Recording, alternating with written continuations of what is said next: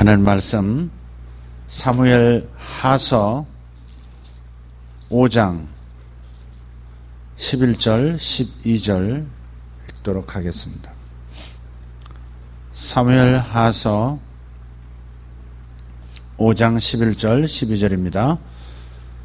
같이 봉독하겠습니다. 두로왕 히람이 다윗에게 사절들과 백향목과 목수와 석수를 보내매 그들이 다윗을 위하여 집을 지으니 다윗이 여호와께서 자기를 세우사 이스라엘 왕으로 삼으신 것과 그의 백성 이스라엘을 위하여 그 나라를 높이신 것을 알았더라. 아멘. 우리 왕정 시대로 들어서면서, 아니 사사 시대부터 왕정 500년의 이 기간들을 이제 쭉 읽어 나갈 텐데, 우리가 성경을 읽으면서 철학자의 눈으로 성경을 보면 성경이 새롭게 읽힙니다. 단지 신약을 돕기 위한 배경으로서 구약을 읽으면 구약이 또 그렇게 보이지만 제한을 받습니다. 문학의 눈으로 보면 구약 성경 또 새롭게 보일 것이고, 건축가의 눈으로 창세기부터 읽으면 천지창조 자체, 천지창조의 질 자체가 하나님의 성전 건축, 스스로 건축하시는 이야기라고 하는 것을 금세 알 수 있는 그런 읽힘이 있습니다. 또 정치가의 눈으로, 아니 정치가가 아니더라도 정치라고 하는 것이 이 세상을 살아가고 국가가 존재하고 국제사회가 존재하는 동안에는 정치라는 것이 반드시 필요하죠. 작은 단체 속에서도 정치 행위, 권력 의지라는 것도 있습니다.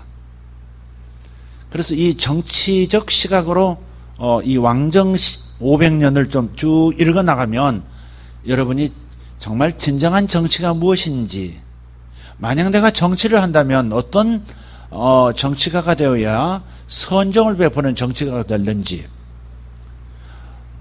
시골의 면장부터, 이장 면장부터 국회로 입성하는 사람들, 그리고 행정부 수반에 이르기까지 이 정치 행위를 하나님의 시각으로, 성경의 시각으로 어떻게 준비하고 완성시켜 나갈는지, 그런 것들을 배울 수 있는 기회가 돼요. 성경에서 정치를 배울 수 있습니다. 진짜 정치. 하나님도 인정하시고 사람들도 모두가 기뻐하며 박수치며 따라오게 만들 수 있는 그런 정치가 무엇인지를 배울 수 있게 만든다 이 말이죠. 사실은 창세기부터 신명기까지 이야기는 이스라엘의 법전입니다. 법전.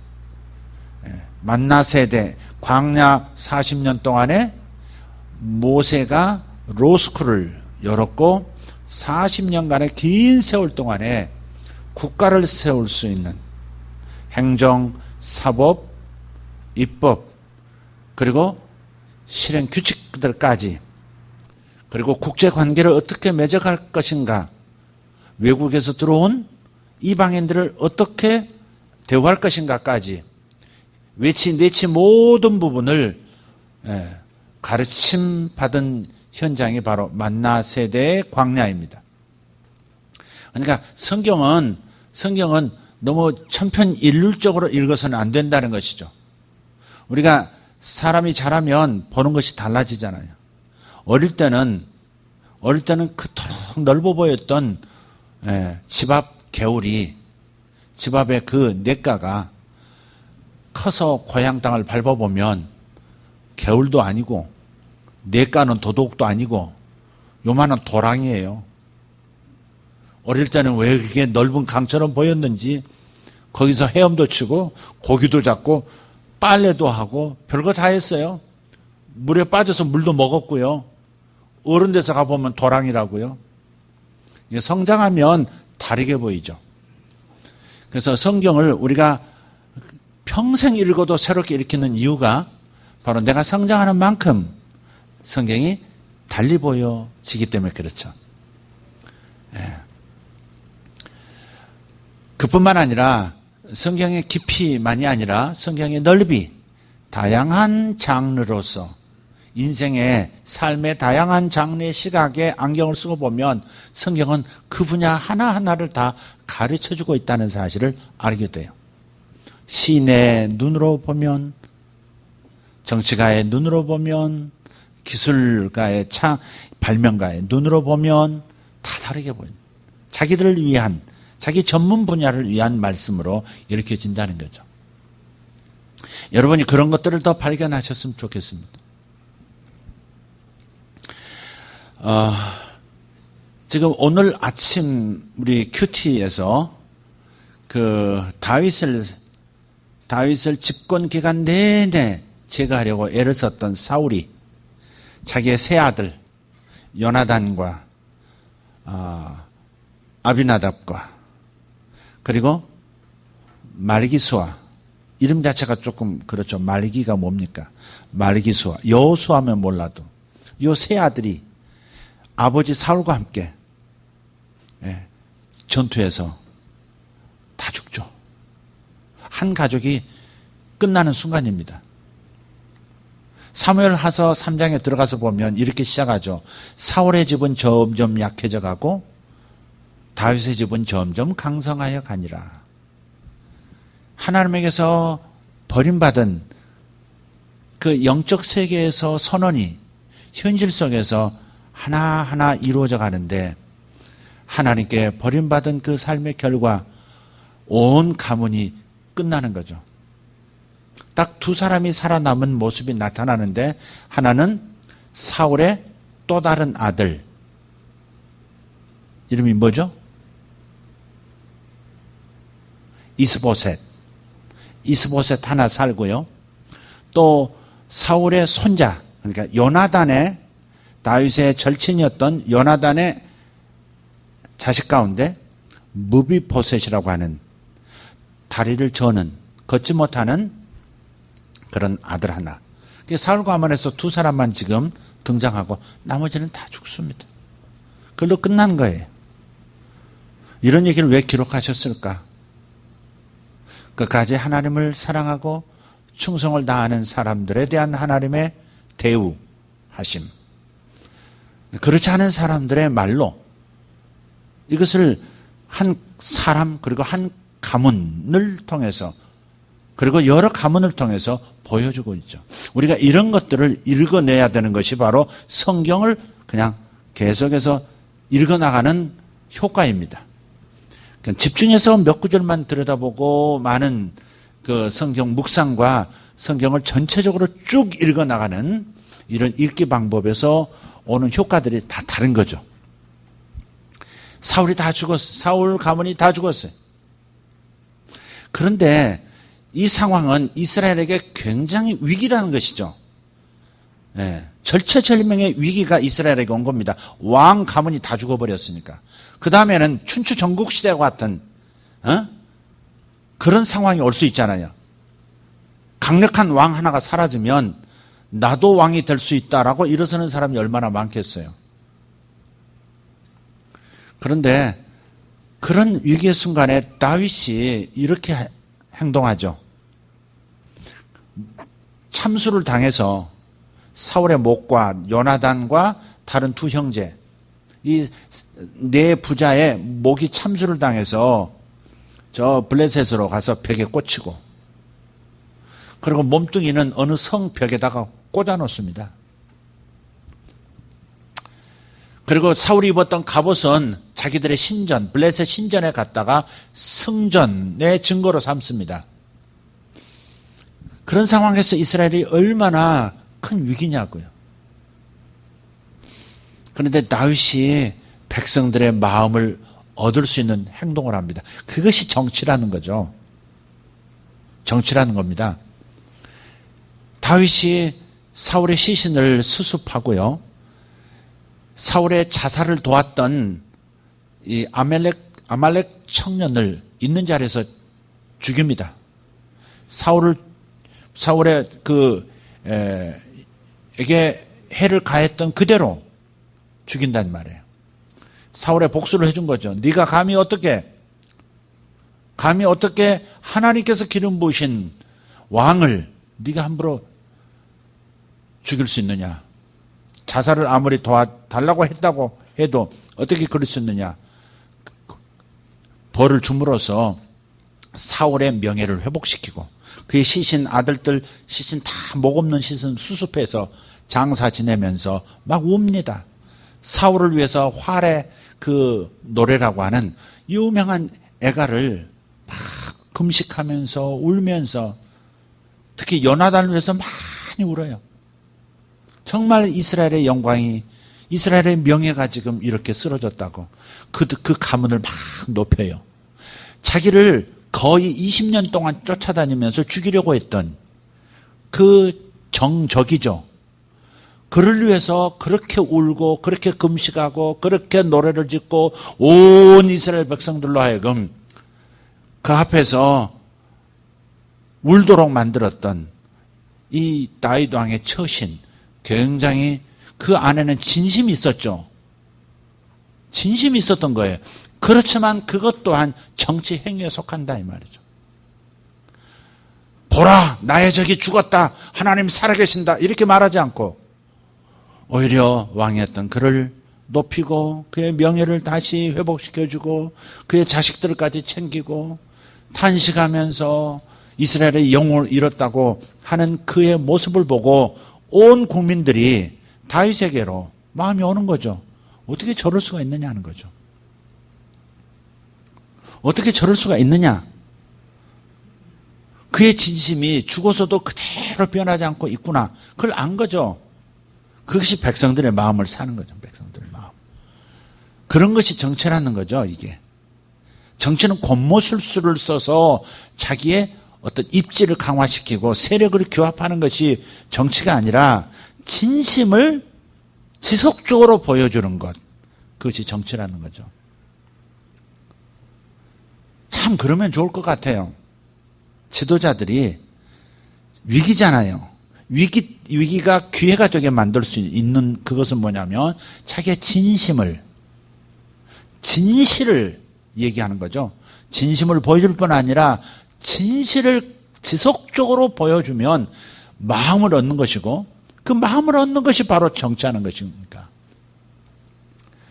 그래서 우리나라도 그런 것이 있었으면 좋겠다. 다윗의 얘기를 하면서 오늘 참 한편에 서글펐고 한편에 참 감격스럽고 기뻤다 하는 게 하나 있어요. 오늘 아침이군요. 어제 신문에 조용기 목사님이 한 20여 년, 한 30여 년 전에 한번 성함을 바꾸신 적이 있어요. 조다윗이라고. 조다윗. 이름 멋지잖아요? 이다윗 어때요? 조다윗이라고 하시고 조다윗이라고 공개 석사 다 하셨는데 어느 순간에 다시 회수하셨어요. 1년도 채 안 돼서 다시 조용기 목사로 이렇게 바꾸셨어요. 아마 어떤 사람은 그렇게까지 얘기하더라고요. 어감이 좀 이상하다고. 일본의 그 비하하는 말처럼 들린다고. 좀 이렇게. 그런 말도 있었는데 어쨌든 그분의 성함을 다윗이라고 별 볼 일 없는 사람이 다윗 그러면 야 이름 좋다 그래요. 그럼 뭔가 좀 세력이 있고 힘이 있고 영향력이 있는 분 알려진 분이 이름을 이렇게 조다윗 이렇게 부르면 스스로 잘난 체 하는구나. 이제 왕이 되는구나. 그렇게 말한다 이거죠. 그래서 그런지 어쨌든 거두셨어요. 근데 어제 발표에 그렇게 아주 수년 동안 그분을 괴롭혔던 그리고 매스컴에 우리 한국 최대의 교회 아니 세계 최대의 교회였다고 하는 여의도 순복음교회 조용기 목사가 이 횡령으로 탐욕에 가득 찬 목사가 법정에 섰다고 끊임없이 공격을 했었거든요. 근데 그것이 어제 종결이 됐어요. 어떤 농토를 농지가 포함된 어떤 땅을 교회에서 샀는데 그것은 교회 이름으로 종교부지로 살 수가 없어서 대표 이름 그러니까 조용기라는 이름으로 사뒀던 거고 그리고 그것을 이미 잘못되면 안 되니까 교회 이름으로 근저당 뭐 비슷하게 이미 해놨다는 거죠. 그래서 자기 이름으로 교회 돈을 가지고 많은 땅을 사놨다. 횡령했다. 그거 무혐의로 판명이 됐어요.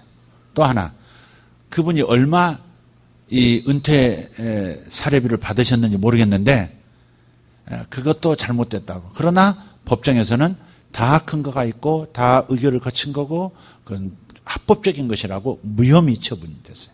또 한 가지, 수백억이나 되는 선교 헌금에 근거가 없다.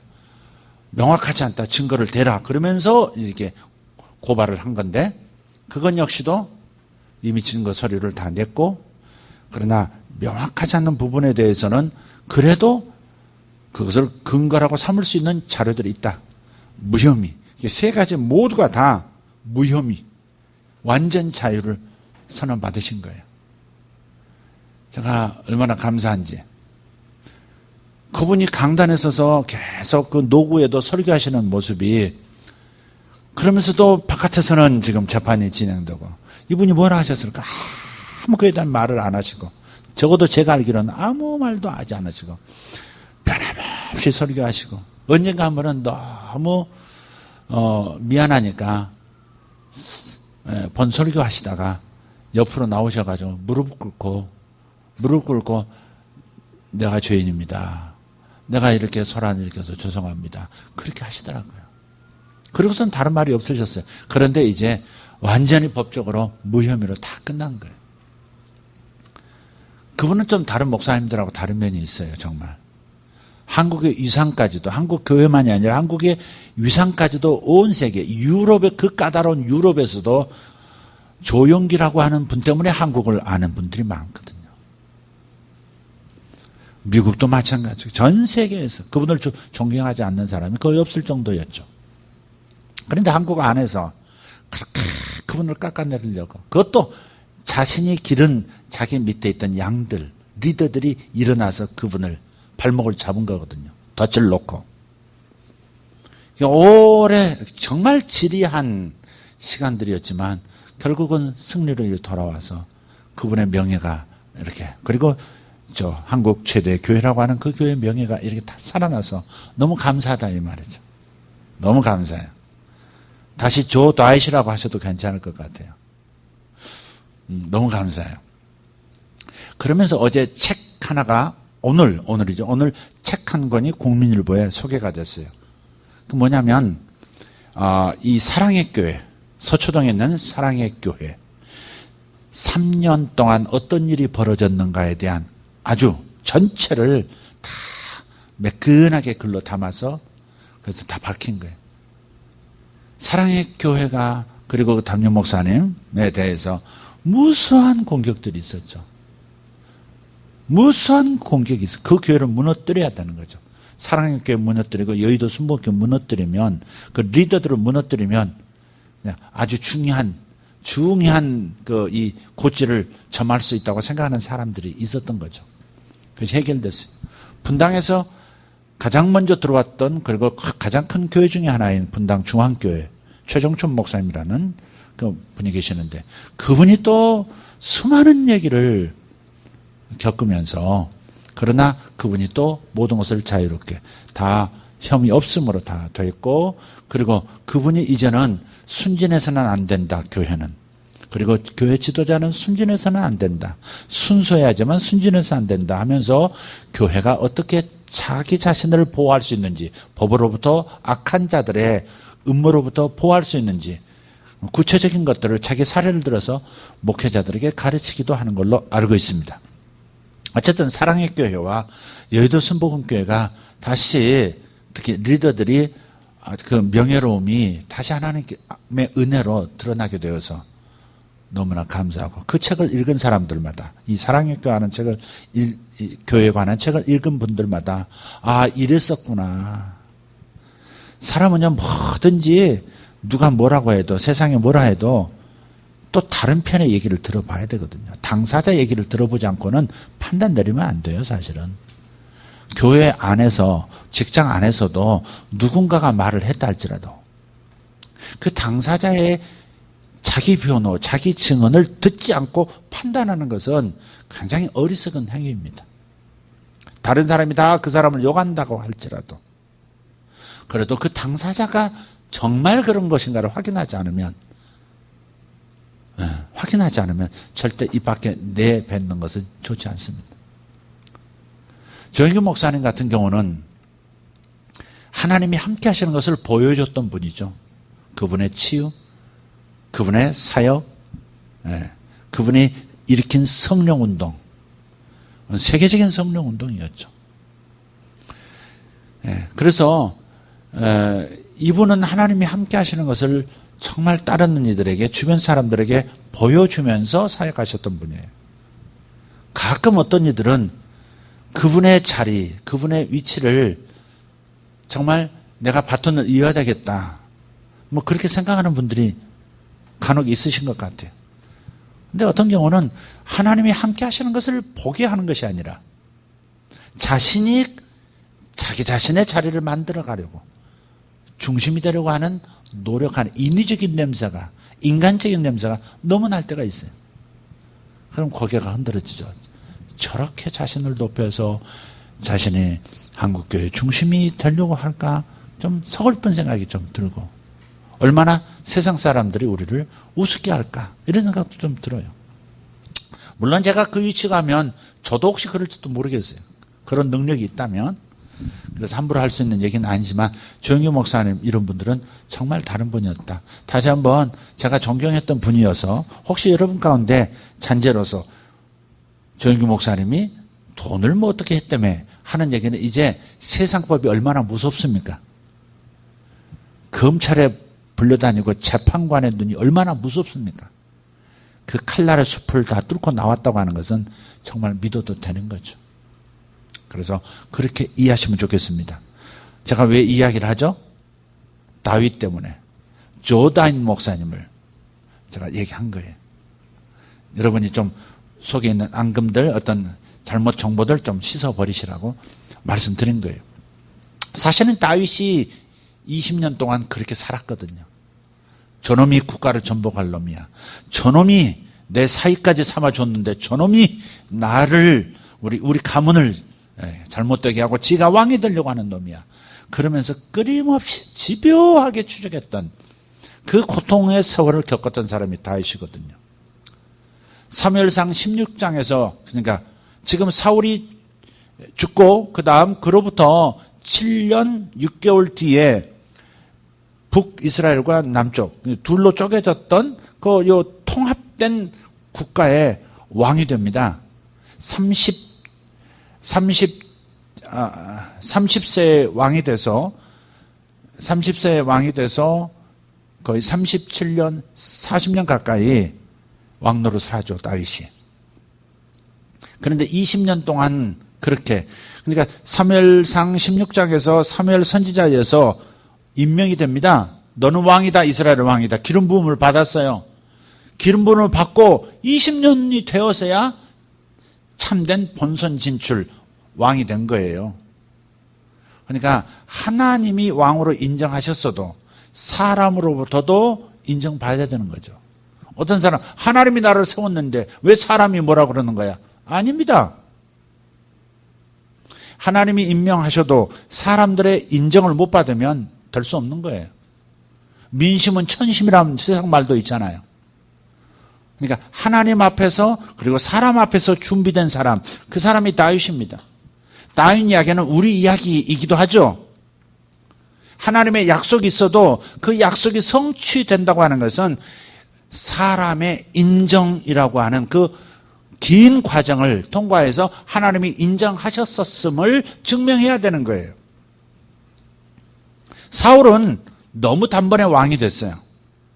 준비 기간이 없었어요, 사실은. 고생도 안 해봤고, 왕정제도의 폐해가 뭔지도 이해하지 못한 채 그냥 자기가 왕이 되어버린, 그래서 무너지면 크게 무너져버리는 사람. 그러나 다윗은 바닥부터 시작해서 그 무수한 고난의 숲을 헤치고 드디어 왕이 됐기 때문에 흔들리지 않는 40년, 인정받는 40년이 된 것이죠. 하나님으로부터 인정받은 면이 뭘까, 다윗은? 다윗이 하나님께 인정받은 면이 뭘까?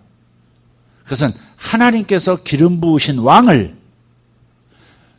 인간들이 함부로, 잘못했다고 해서 인간들이 함부로 손을 대서는 안 된다라고 말하면서 하나님께서 사람을 세우시는 임명권자임을 인정한 거죠. 그게 하나님 앞에서 인정받은, 준비된 다윗의 모습이고, 사람에게 인정받는 것은 뭐냐면 자신을 모함하고 자신을 고발하고, 그래서 자기를 죽음에 넘겨주려고 했던 수많은 사람들, 그 행악자들, 적어도 자기의 적들을 불평하지 않고 원망하지 않고 보복하지 않고 끝까지 참았다는 거죠. 사실은 돌이켜보면 다윗이 저기 숨었습니다 고발하는 사람,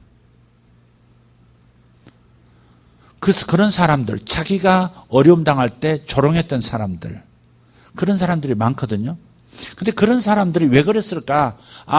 공포정치, 공안정치의 사울 왕조 밑에서 살아남기 위해서, 자기가 살아남기 위해서 어쩔 수 없이 다윗을 팔아넘겼다고 하는 것을 이해했기 때문에, 뒤집어서 조금 더 다른 쪽으로 얘기하면 저들도 사실은 피해자였기 때문에 내가 저들을 나무라면 안 되지, 저들에게 복수하면 안 되지, 그렇게 생각하는 거죠.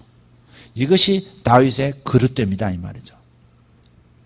하나님 앞에 인정받고 사람 앞에 인정받은 이 다윗이 드디어 이제 왕이 돼요. 근데 왕이 되는 과정 잠깐 좀 얘기하면, 사울이 세 아들과 함께 죽었잖아요, 전쟁에서.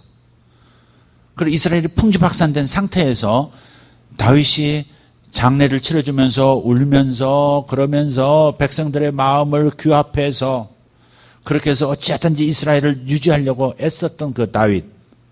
그런데 문제가 생겼어요. 저 북쪽으로 간 지파가 10지파, 11지파잖아요. 유다 지파 하나만 덩그러니 다윗을 따르고 있었고 지지하고 있었고, 나머지 11지파, 베냐민 지파까지, 베냐민 지파의 출신이 사울 왕이니까 나머지 11지파가 어떻게 거기서 왕을 세워버려요. 누구를 세우냐면 사울 왕의 살아남은 아들 이스보셋을 이 허수아비로 왕으로 세우고요.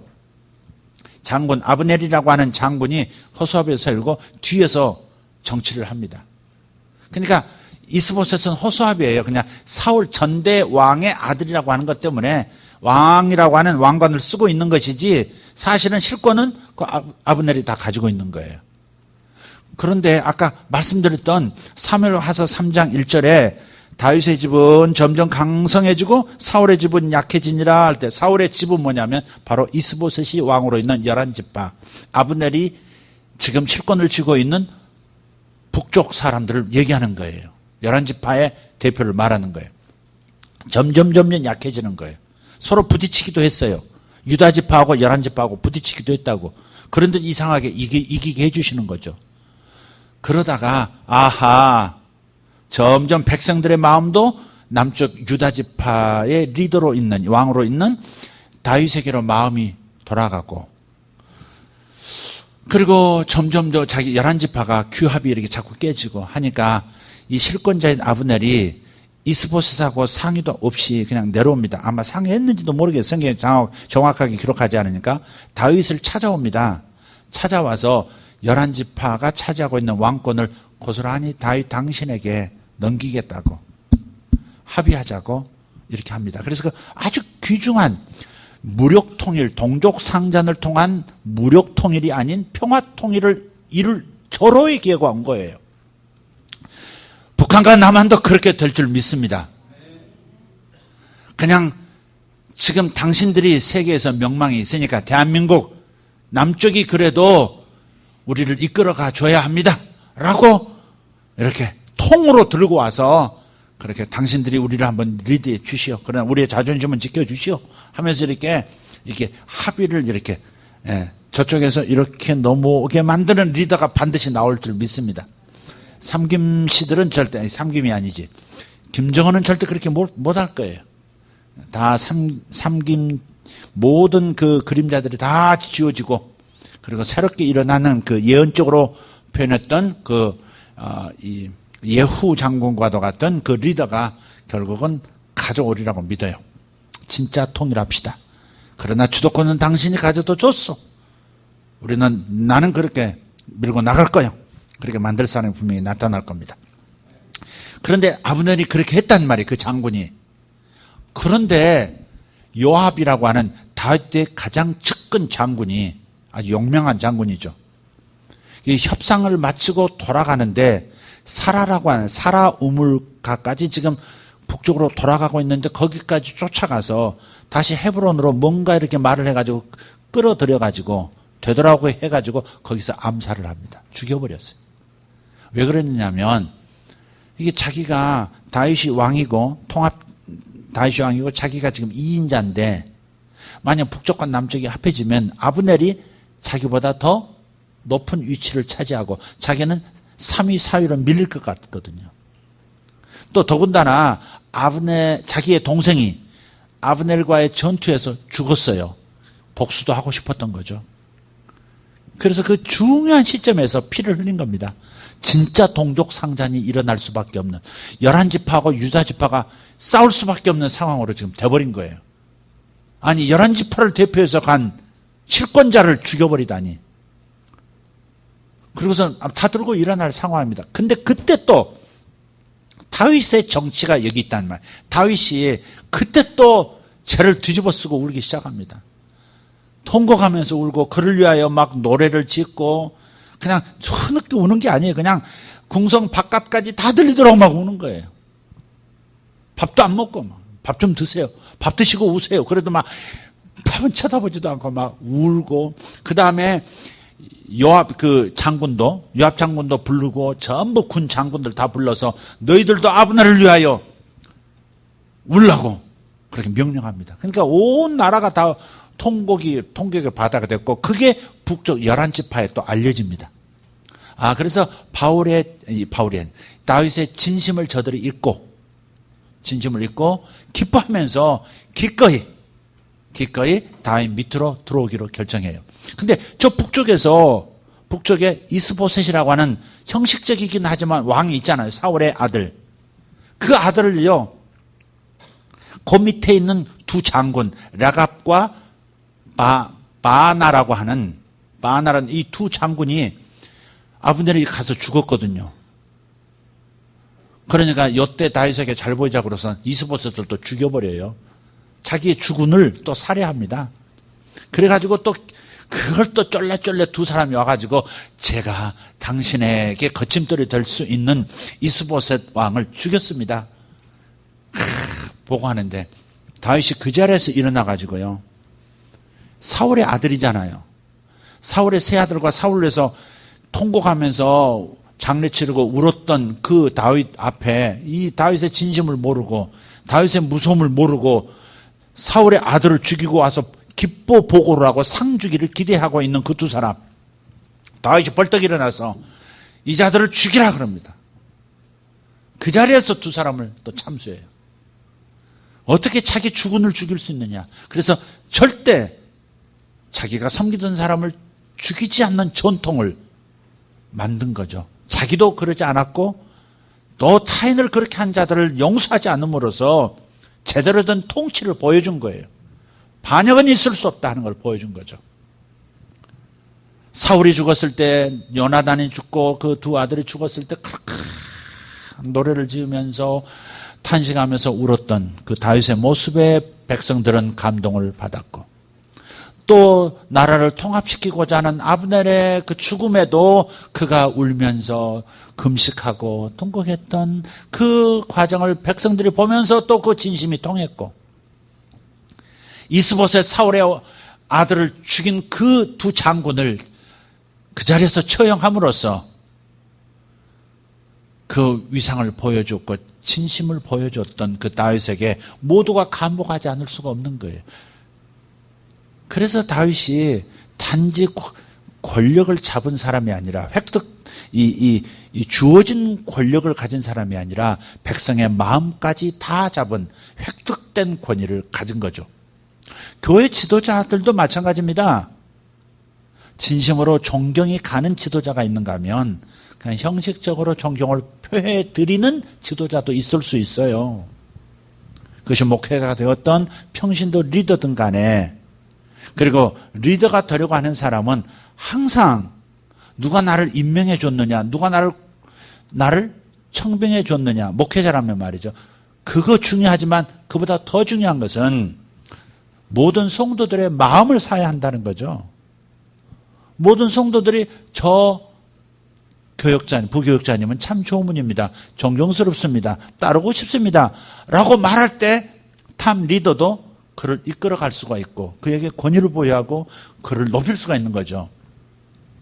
아무리 리더가 임명했다 하더라도, 아무리 그를 높이려고 해도 백성이 그를 따르지 않으면 진짜 리더로서 권위를 줄 수가 없어요.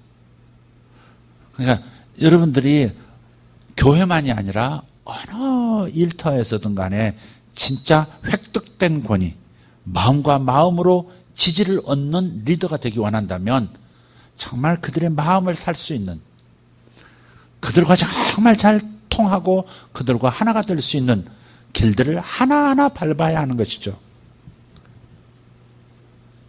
나는 리더니까 나를 따르라. 이제는 그런 시대는 지났잖아요. 그죠? 진심으로 감복이 안 되면 따를 수 없는 그런 시대가 이 시대 아닙니까? 그러니까 교회도 그렇지만은 세상 어느 곳에서든지 이런 진정한 정치, 진실을 보여주고 진심을 끝까지 나타낼 수 있는 이런 정치, 이런 정치를 하려는 마음을 가져야 무엇이든지 할 수 있다 이 말이죠. 그렇지 않겠습니까? 제가 지금 잘하고 있어서 그렇게 말하는 걸까요? 그렇게 돼야 한다는 것이죠. 부분적으로 저는 그렇게 하고 있을 겁니다. 그러나 어느 부분은 아직도 요원한 부분도 있을 거예요. 배워가는 거니까. 이것은 뭐에 대해서 단정적으로 얘기하는 게 아닙니다. 그래야 한다고 하는 것, 그리고 그것을 노력해야 한다고 하는 것, 그게 매우 중요하다는 것이죠. 그래서 권모술수로 권력을 쟁탈하려는 마음을 갖지 말고 부장승진, 전무승진, 사장승진, 대표이사 되고 이런 것들 모든 것이 다 사람의 마음을 얻어야 진짜 그 위치가 자기 위치가 되는 거예요. 사람의 마음을 못 얻으면 그 위치에서 언제든지 추락할 수 있다고 하는 것도 기억해야 하는 것이죠. 그러니까 다윗의 과정과 사울의 과정이 달랐던 것, 사람의 마음을 얻어가면서 차분히 하나님의 때를 기다렸던 다윗과 단번에 사무엘과 하나님의 선택에 의해서 왕으로 등극한 사울의 삶, 천지 차이가 끝이 이렇게 다른 것이죠. 오늘 본문 얘기는 뭡니까? 다윗이 왕이 됐어요. 이제 3번 기름 부음 받습니다. 아십니까? 첫 번째 어디서? 아까 말씀드린 사무엘상 16장에서 사무엘에게 목동으로 있을 때 기름 부음 받았죠. 네가 왕이 될 것이다. 그리고 나서 많은 세월을 지난 다음에 남쪽 유다 지파의, 사울이 죽은 다음에 유다 지파의 왕이 됐고, 그때로부터 7년 6개월 동안 계속 11지파와 대치 상태로 있다가 결국은 아브넬 그리고 이스보셋의 죽음과 함께 전 12지파가 함께 찾아와서, 리더들이 찾아와서 당신이 우리의 왕이 되어 주십시오. 그래서 이제 말 그대로 왕이 된 거죠. 근데 왕이 된 다음에, 전 이스라엘의 왕이 된, 통합 왕이 된 다음에 다윗이 맨 먼저 했던 일은 뭡니까? 수도를 정하는 거였죠. 남과 북, 즉 11지파와 남쪽 유다지파가 공히 인정할 만한, 그러니까 11지파의 수도는 마하나임에 세웠고요. 지금 북한의 수도는 어디죠? 평양이죠. 우리 대한민국의 수도는 서울이죠. 그러니까 11지파는 마하나임에서 이스보셋을 왕으로 세웠었고요. 유다지파는 헤브론에서 다윗을 왕으로 세웠거든요. 그리고서 이제 7년 6개월이 지났어요. 그리고 하나가 됐을 때 수도를 제대로 정해야 되겠다. 그래야 새로운 세력들이 다윗을 중심으로 자리를 잡고 그다음 남북을 이렇게 통합할 수 있는 마음으로도 통합할 수 있는 공간, 그 공간이 바로 어디를 겨냥한 거냐면 예루살렘입니다. 그때는 예루살렘이라고 하지 않고 여부스의 땅이라고 그랬어요. 여부스. 여보스가 아닙니다. 여부스의 땅이에요. 근데 그게 예루살렘인데 난공불락의 요새입니다. 그냥 보초 설 줄도 모르고 다리, 그 성경 표현으로 하면 다리 저는 자들로 이루어진 군대가 있어도, 군대만 있어도 절대 점령 못할 그런 난공불락의 요새. 난공불락이 뭐예요? 지키기는 쉽고 공격하기는 어려운 요새. 그게 난공불락의 요새죠. 그러니까 지금 예루살렘이 그래요. 지금도 예루살렘 가보면 삼면이요. 깊은 계곡입니다. 깊은 계곡이에요. 지금은 비행기로 폭격하면 되지만, 대포로 쏘면 되지만, 그때 당시 그런 게 아니잖아요. 그러니까 공격할 수 있는 유일한 통로가 북쪽에서 공격하는 건데, 그것도 어려워요. 한쪽만 지키면 되거든요. 한쪽만 철저하게 지키면 절대 점령할 수가 없는 곳이 예루살렘 도성입니다. 그런데 다윗이 아주 몇 사람 측근들만 뽑아가지고 기혼샘, 그러니까 예루살렘으로 들어가는 어떤 샘이 있는 거죠. 수로가 있어요. 수로를 찾아내가지고 그 수로를 타고 들어가가지고 점령을 해버립니다. 와, 절대 정복할 수 없는 그 난공불락의 요새라고 했던 예루살렘이 다윗에 의해서. 그러니까 가만히 보세요. 골리앗 하면 생각나는 게 있잖아요. 목동으로 있을 때 작은 기술을 끊임없이 물맷돌 날려서 곰을 쫓고 사자를 쫓고 양떼를 지켰던 그 작은 시절에 자기 장점을 끝까지 지속 반복해서 자기의 무기로 삼았던 그것 때문에 일약 이스라엘의 스타가 되어서 왕궁 안까지 들어갔고 왕의 사위까지 됐지 않습니까? 그런데 또 그 다음에 사울에게 쫓기면서 이스라엘에 안 가본 곳이 없는 거예요. 이굴저굴 안 가본 곳이 없어요. 굴에 들어가 보면 어디는 물이 있고 어디는 물이 없고 왜 이렇게 생겼을까? 도망 다니다 보면 꽉 막힌 굴에 급하게 도망갈 수도 있잖아요. 그런데 그곳에서도 빠져나오고 살아나오고 그것이 이제 다윗의 경험이거든요. 그런데 그런 그 깊은 지하라든지 이런 굴 속에서는 반드시 공기가 통하는 곳이 있고 물이 흐르는 곳이 있으면 반드시 또 반대편도 있다는 것도 알고 있는 거죠. 예루살렘 성에 들어가서 어떻게 한 번도 들어가 보지 않은 수로이긴 하지만은 저들이 물을 마시고 먹고 살 수 있다고 하는 것은 틀림없이 성 안으로 들어가는 뭔가가 있다. 그것을 몇 킬로 바깥에서 추적 조사해서 드디어 찾아낸 거죠. 그리고 그 물길을 타고 들어가서 정복해 버린 거란 말이죠. 그러니까 이 살아오면서 자신이 겪은 고통에서 온 경험들, 그것이 자기 자신이 예루살렘을 수도로 정하고 그곳에서 통합 왕으로, 그리고 지금까지도 세계의 3대 종교의 중심지가 되게 만든 예루살렘 성이거든요. 무엇보다 중요한 것은 다윗이 왕이 되었을 때요, 예루살렘의 수도를 정하고 왕이 되었을 때 두로라고 하는 두로의 히람 왕이 뭘 보내요? 백향목을 보내고 석수, 목수, 그러니까 돌도 다 보냈다는 얘기죠. 보내가지고 다윗 왕궁을 지어줍니다. 다른 나라 왕이 새로 임명된, 새로 세워진 왕 다윗을, 다른 나라의 왕을 위해서 왕궁을 다 지어줘요. 그냥 공짜로. 무역도시거든요. 거기 돈도 많고 굉장히. 그런데 그 나라 왕이 왕궁을 지어줬다고 하는 건 뭐예요? 그만큼 다윗이 강해졌다는 거죠. 정말 사실 생각해 보면 감회가 새로운 거예요. 지난 350년, 400년 동안 사사시대 동안에 얼마나 주변 국가들로부터 미디안, 블레셋, 모압, 암몬, 아말렉 할 것 없이 얼마나 시달림을, 공격을 많이 받았습니까? 다윗이 장군으로 있을 때도, 쫓겨다닐 때도 그렇게 공격당했잖아요.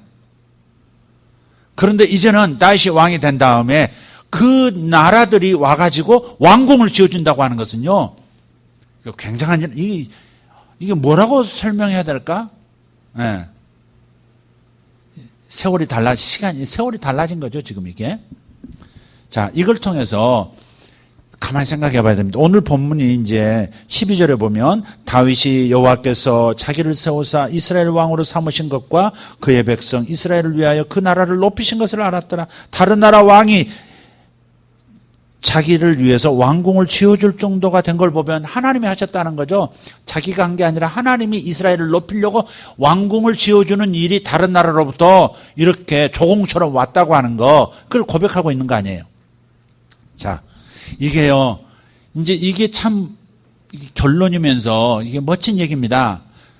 지금부터 1000년 전에 아브라함에게 하나님 말씀하셨어요. 아브라함을 부르시면서 창세기 12장 1절 2절 아브라함아, 내가 내게 보여줄 땅으로 가서 모든 민족에게 복을 주는 복의 통로가 되어라 라고 말씀하셨잖아요. 그 약속이에요. 그 약속.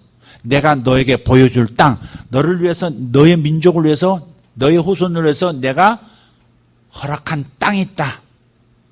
그런데 그 땅이 구체적으로 안 나왔어요. 그런데 신명기 34장에서 모세를 통해서 하나님이 지어주신 경계가 나옵니다. 북쪽으로는 유프라데 강까지, 남쪽으로는 애굽의 나일강 그 경계까지, 그리고 동쪽으로 서쪽으로 이렇게 어디까지, 이게 너에게 줄, 나의 백성에게 줄 너희들의 땅이다 라고 하는 규정이 신명기 34장 모세에게서 나와요. 그리고 그 일이 실제 이루어지는 때가 바로 다윗 때입니다. 바로 다윗이 왕이 되었을 때, 바로 그때 하나님이 아브라함에게 보여주겠다고, 그리고 모세에게 약속했던 땅의 경계가 확정이 되는 거예요. 그래서 1000년의 약속이, 1000년 전의 약속이 드디어 1000년 후인 다윗의 때 이루어지는 겁니다. 하나님의 약속은 반드시 이루어져요. 하나님의 약속은 반드시 이루어집니다.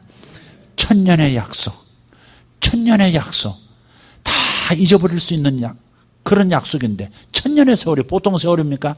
그런데 계속 대를 이어서 그 약속을 자손들에게 일러주고 아브라함이 이삭에게, 이삭이 야곱에게, 야곱이 요셉에게, 끊임없이 하나님께서 당신의 땅, 당신의 백성에게 주시는 땅이 있다.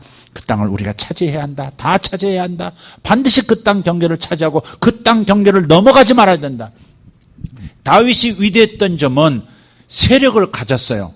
엄청난, 다른 나라가 왕궁을 와서 직접 다 지어줄 만큼 큰 세력을 통합시켰단 말이에요.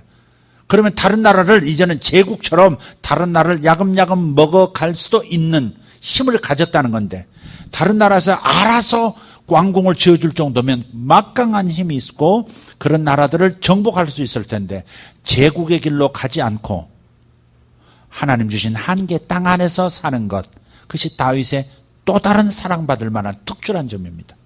힘을 가졌을 때 남을 억압하지 않고 침공하지 않고 뺏지 않는다는 거죠. 하나님이 주신 경계 안에서만 누리겠다. 이것이 하나님 나라 백성, 제사장 나라 백성이 가져야 될 마음이에요. 우리는 자꾸 나의 경계선을 넘어가려고 해요. 내가 힘을 가졌다면 갑질도 하고 싶어하는 사람들이 우리 탐욕스러운 인간이거든요. 하나님이 내게 주신 경계가 어디까지인가? 그 경계는 내가 다 차지해야 되겠다. 하나님이 내게 주시겠다고 한 것은 난 다 가질 거야.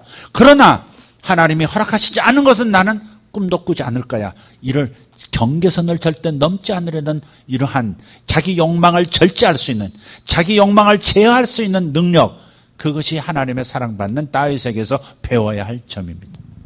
할렐루야. 어쨌든 하나님의 약속은 반드시 이루어지는 것이고, 아멘.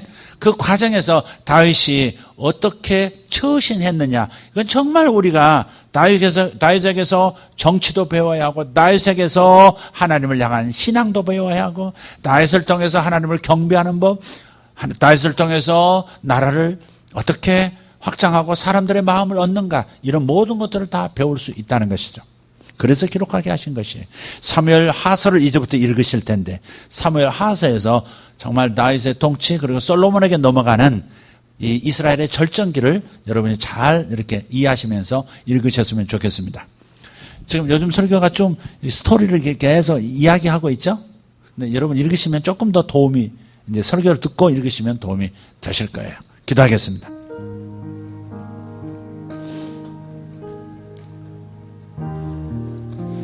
자기의 적들을 자기가 함부로 대하지 않고 자기에게 고난을 주었던 사람들을 기꺼이 용서하면서 하나님이 나를 연단시키는 통로라고 여겼던 다윗처럼 우리도 내 삶 속에서 일어나는 여러 가지 삶의 적들을 바라보면서 우리도 그렇게 큰 마음을 가졌으면 좋겠습니다. 우리가 너무 마음이 좁습니다. 조금도 손해보지 않으려고 하고 화를 쌓고 그 분노를 참지 못해서 폭발하고 직장에서도 폭발하고 가정에서도 폭발하고 나도 상처받고 남도 상처 주고 이런 반복들 끝장냈으면 좋겠습니다. 다윗에게서 배우십시다. 다윗을 기르신 하나님의 이 섬세한 손길 아래서 우리도 변화되어야 되겠습니다. 쉽게 분노하고 쉽게 손해보지 않겠다고 악을 쓰는 우리들의 천박한 모습 속에서 하나님 나라는 위축이 되는 겁니다. 아까 말씀드렸던 정규 목사님, 그렇게 공격을 받으면서도 남을 비난하지 않고 끝까지 목회자로서 그 나이 들면서도 취해지지 않고 끝까지 말씀만을 전하고 사역만을 하는 진정한 이 용사의 모습을, 진정한 영적 리더의 모습을 보여주셨던 것처럼 우리 모두가 그런 좋은 본들을 우리 민족 가운데 보고 있습니다. 목회자도 본받을 수 있고 모든 성도들도 본받을 수 있는 좋은 교회들 참 많습니다. 여러분 축복하시기를 바라고 우리 여러분도 잘 배우시고 여러분의 일터에서 정말 다윗 같은 승리자가 되기를 축복합니다. 가시적으로 보이는 승리 쟁취를 목표로 하지 말고 여러분 자신과의 싸움에서 이겨내기를 바랍니다. 억울함에서 분노로 나갈 수 있는 이러한 자기 제어, 이러한 폭발력을 제어할 수 있는 힘들, 이런 것들을 길러나가는 저와 여러분 되었으면 좋겠습니다. 그럼 반드시 온유한 자가 땅을 차지하게 된다고 약속하셨으니 여러분이 주인공이 되는 겁니다. 내 힘으로 이겨보려고 하지 말고 하나님 손에 맡기고 하나님의 때를 기다릴 수 있는 저와 여러분 되십시다. 이 시간 하나님 앞에 기도했으면 좋겠습니다. 다윗을 본받고 다윗을 기르신 하나님의 손길 아래서 겸손히 성장하겠습니다. 그렇게 마음 먹으시고 기도하실 분 일어나셔서 함께 기도하기를 원합니다. 주님, 저를 다윗처럼 길러주십시오. 주님, 저를 다윗처럼 인내하고 하나님 손길에 맡기고 쉽게 흥분하지 않고 원칙을 지켜나가는 다윗 같은 마음을 저에게 주십시오. 아버지, 다윗의 통치가 하나님 저의 수명이 다할 때까지 온전하게 진행되었듯이 하나님의 사람들이 고난 속에서도 끝까지 하나님만을 섬기고 흔들리지 않아 결국 승리하는 모습을 보여주듯이 아버지, 우리 교회도 우리 성도들도 가정에서 일터에서 이 지역사회에서 승리하는 교회, 승리하는 가정들, 승리하는 성도가 되기를 원합니다. 주님, 제가 여기 서 있나이다. 다윗의 기름 부음을 저에게 부어주십시오. 저는 사울이 되기 싫습니다. 저는 다윗같이 되기를 원합니다. 주님, 저의 가문이 사울의 가문처럼 되지 않기를 원합니다. 다윗 가문처럼 되어지기를 원합니다. 사울의 가문은 점점 약하여지고 다윗의 가문은 점점 강성하여졌다 함과도 같이 주님, 사울의 가문이 아니라 다윗의 가문으로 우리 가문을, 우리 가정을 만들어 주시옵소서. 아버지 하나님, 신앙계승이 잘 이루어지게 하시고 하나님의 의로움이 우리 가정에 임하고 하나님의 선하심을 실행하고 배우는 우리 자녀들 되게 도와주시옵소서. 이 시간 주님 앞에 주여 삼창하고 주님을 3번 부르고 기도하도록 하겠습니다. 두 손 들고 기도합니다. 주여, 주여, 주여.